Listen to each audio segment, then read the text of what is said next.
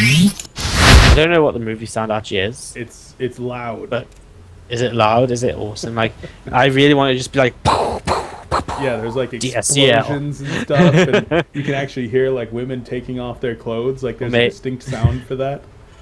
Maybe it should just be us going movie button. So you're just like movie button. That was terrible. That'd be much better.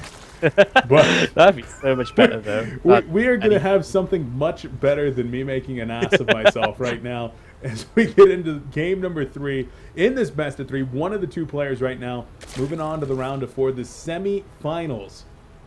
Will it be our green Zerg in the top right hand corner of GSL Daybreak playing for Team Druids Esports?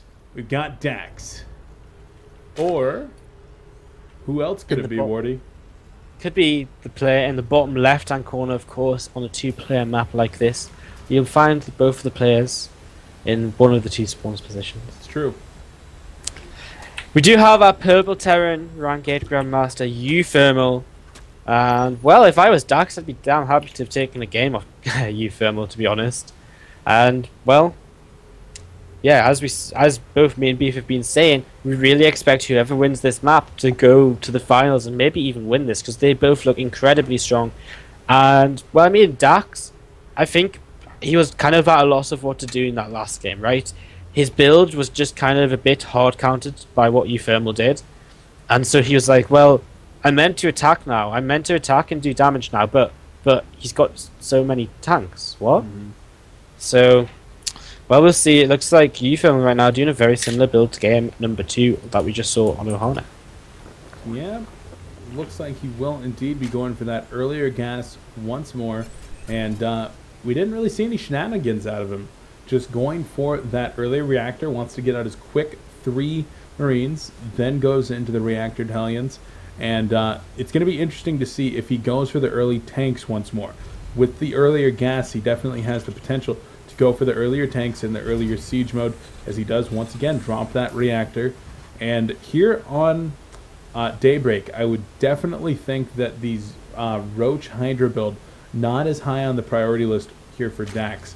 Being able to run the traditional Stefano style build of the heavily upgraded Zerglings into Infestors.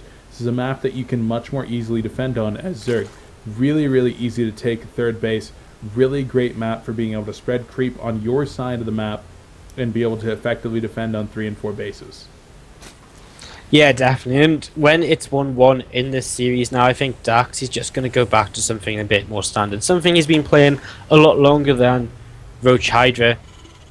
Wouldn't be surprised at all to just see kind of either Ling Muta, Ling Balin Muta, or just Ling Infester even coming out of him. Both of which are complete viable options on this map because it's a large map, there's lots of space to play with them Mutalisks. At the same time, of course, Infestors are never a bad decision. Infestors, a bad unit? Never. Like, hold on a second, I've got a composition right now of 14 Roaches and 23 Infestors and 6 Zerglings. What should I do to make this composition more effective? Kill all of the Roaches and Zerglings and build 7 more Infestors. The perfect composition of pure Infestor on 200 supply. Yeah, one of the reasons that those units are possibly going to get nerfed some more. I'm really sad in the chat they're saying please don't play the push the movie button again. But guys, it's my favourite bit. I might need to get rid of the movie button if it's not loud. That's sad. Yeah, there's just no way I can turn it down without turning the entire stream down, and then you won't be able to hear us. What we have to put up with this cast is right, losing the movie button. I know. I worked so hard to get that movie button working this morning too, and then I find out that it's really loud. What are you gonna do? What are you gonna do? Now, we do have the same build coming out. Gonna have Siege Tanks, 3 CC, and the Siege Tech. Now, our Zerg player might know that this is what's happening. In fact, he has seen it in the last build. I think that he's going to fare a lot better here on Daybreak, as long as he does not try to commit to that Roach Hydra aggression one. Well, I think if he goes up to Mutalisks here, which he might not do, he's only just going up to free gas, but he is getting that lair kind of fastish, 7-ish minutes. He's not getting his third base first, most importantly. I think if he goes up to the lair, he could really punish this build because of its lack of anti-air. I mean, it prioritizes tanks, right? We saw in the last game the extra barracks didn't come down for so long from uThermal, so I really think that Mutas could maybe punish this a little bit, and we'll see if that is what comes out. We do see the kind of standard upgrades coming down for Daax this game, the +1 melee, the +1 carapace, no kind of funny missile attacks, and we'll see what he wants to play with as his lair finishes up, and we'll be watching for that tech choice coming down very soon. Yeah, so, well, upgrades coming out on the Terran side as well. He's going for +1 infantry weapons as he drops racks number 2 and 3. Tank going to obliterate a Zergling as it comes in there. Of course, until the Zergling finishes up, +1 carapace, it will be one shot. And like you see right there, +1 carapace finished up, and it required the shot of a Marine to help out. So it's almost like it was Bill Nye the Science Guy, like demonstrating the point right there. We will call that Zergling Bill Nye the Science Zergling. That Zergling, its family must be so proud. Yeah. Yeah. He gave up his life for science.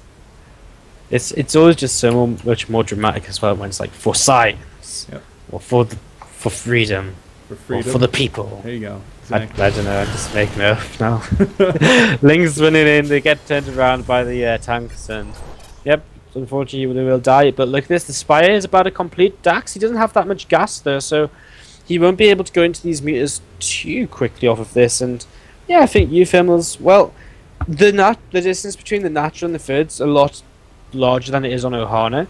So I think uThermal's going to be a little bit more spread out, and right now his tanks are very vulnerable to meters flying in and picking them off. So I think Daax is going to be able to find a way to do some damage here, as he does start up just 4 meters for now, but as he gets the rest of his gas going, he's bound to go up to at least 10, 12, maybe even more. His 4th base is also on the way up at that center kind of pocket expansion. Yeah, I like incorporating mutas into your composition here in the mid game. I also think you need to be very wary about overcommitting to mutas on this map in this situation. I think that if you do start getting up into that 15-20 muta range, if you start going +2 instead of making the transition into getting your infestors, you could be caught off guard when these tanks are no longer relevant. As soon as you start putting all those mutas into the air, we actually have a big run by over here. I thought this was going to get cleaned up, so I didn't even mention it. But the Hellion run by was actually just able to roast 4 workers. That was a little bit slow to respond. And Daax, he's lost 2 meters and taking heavy damage on the 3rd right now. And, well, that's not how you want to start off with your meters, man. uThermal looks really kind of tight right now in terms of his defenses. Marines are well spread. And Daax, he's not going to commit too much more into these mutalists. He's got his infestation pair on the way, realizing, hey, you're pretty well defended right now. Just going to add some more barracks for myself. And, yeah, you know. Sorry, how is it going to add barracks? I don't know. That's because I'm looking at barracks. There's Daax, he's just going to continue adding his creep guys, infestors up, his 2-2's finishing, so he's in a great position to just go into Hive and start going for that late game tech, and all he has to worry about is a huge 2-2 timing from the Terran, which would come across the map in a couple of minutes or so. So infestors should be out by then, but still always this kind of scary thing to go up against. Yeah, that's one of the worst timings to deal with as a Zerg, is that 2-2 with siege tank timing that comes out right when your infestors are relatively low on energy still, and you haven't had time to transition into your broodlords. And of course that hits around the 15 to 16 minute mark, right when you're starting to make those broodlords. Probably got a decent number of infestors at that point if you've used this muta transition, but like I said, they're not sitting on 200 energy, they're sitting on 75 to 100 energy, talking about 1 infested Terran plus a fungal, something like that, and not nearly as effective. So we'll see. If you've just spent a lot of money in your tech, which is what Zergs tend to do at that 14 to 15 minute mark, you could be very vulnerable to this. If we take a look right here, our Zerg player is sitting at 100 drones on 4 bases, fully saturated on 4 bases right now, taking a 5th, and he's going to be very vulnerable to that timing. If we see an unsiege and move out here from our Terran, I think uThermal will have a very strong chance of actually doing massive damage to our Zerg.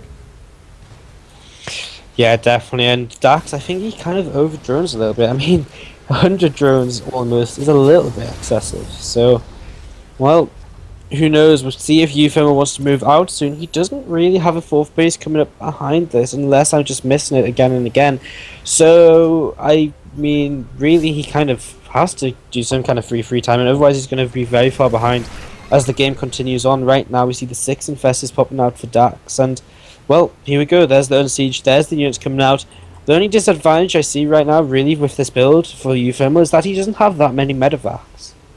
Yeah, his medevac count right now only at 2, and just comes out of a delayed starport. Zergling's going to come up and try to do some damage to these scouting Marines, and there's the Banelings right behind him as well. 4 Marines going to be taken out, but more importantly for our Zerg, he's stalling. He's stalling. He is maxed out on supply, though. And keep in mind, there are 12 Mutalisks in this composition. Mutalisks against this composition are not going to do so hot. Of course, the siege tanks are vulnerable, but 2 stemmed up Marines and a Thor in this composition are really going to put the pressure in. There's a big fungal onto a few Marines right there as they get whittled down by these spine crawlers, but as the tanks start to siege up, this is about to become an epic engagement here, and Baneling's going to come in and connect on the left flank. And here's another flank coming around from the backside. Zerglings do want to come up on the backside of these siege tanks, and here they come, going to try to crash in. As, whoa, man, there's a lot of infested Terrans being plucked down as well. Tanks in the front doing a lot of damage, but looks like everything to the Zerg going to have to retreat. Going to be up to just these infested Terrans, but they're cleaned up. uThermal and Dax now on even supply, but the big problem here is the infestors are completely out of energy. Our Zerg player has a ton of minerals, does not have the larva to produce our Zerglings, and I think Dax is in a lot of trouble right now. Yeah, uThermal just slowly moving forward right now. That spine crawler getting fired up by the tank, and look at the reinforcements for uThermal. The supplies are even. Does Dax have enough to hold on right now until he can get Broodlords out? He has got a couple of grubs out. He's got 2 Broodlords on the way right now. Can he buy himself enough time? He's going to lose this middle base. He's not really minding from his 5th base at all, and he's going to come in and engage here. Infestor's out of energy, though. Not able to even put down infested Terrans, and ended up just losing a lot of Zerglings and Banelings right there. We take a look at the army supply right now. Currently 64 to 85, but once again, a lot of that in units that aren't super useful right now. The infestors that don't have any energy, the Mutalisks in the sky, and even these low-life Marines and Marauders are just more than enough to deal with all these Zerglings and drones without any protection from the infested Terrans, from the infestors with fungals, and from the Broodlords and Dax. Losing a ton of units right now. The Broodlords have...